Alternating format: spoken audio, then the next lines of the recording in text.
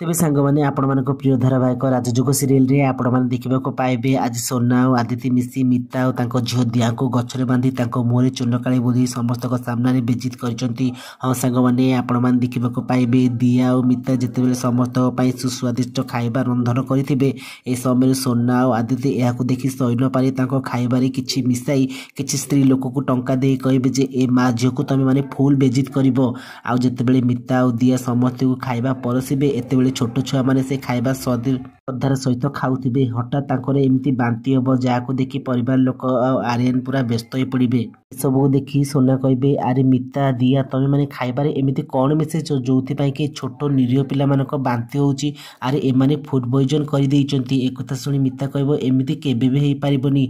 आ सेथिरे स्त्री लोक माने किछि कहबे ए झियो माने आम छुआ को मारिबा को जाउतले एमानकु आमे केबे छाड़िबुनी। आउ एमिति कहि मिता और दिया को नहीं गछरे बांधि दियंती आ तांको मुहरे चुनकाली बोली देबे। एतेबेले वरुण ऋषभ आर्यन एमाने सब अटकेबाको जाउथिबे किंतु सोना और आदित्य एमाने समस्त को अटके रखिदेबे। फ्रेंड्स आपण मानको कोन लागुची कोन समस्त को सामना को सोना और आदित्य को एई रहस्य आ ए षडयंत्र समस्त को सामना को आसीबो? जदि हां ताले हमकु यस बोली कमेंट करंतु।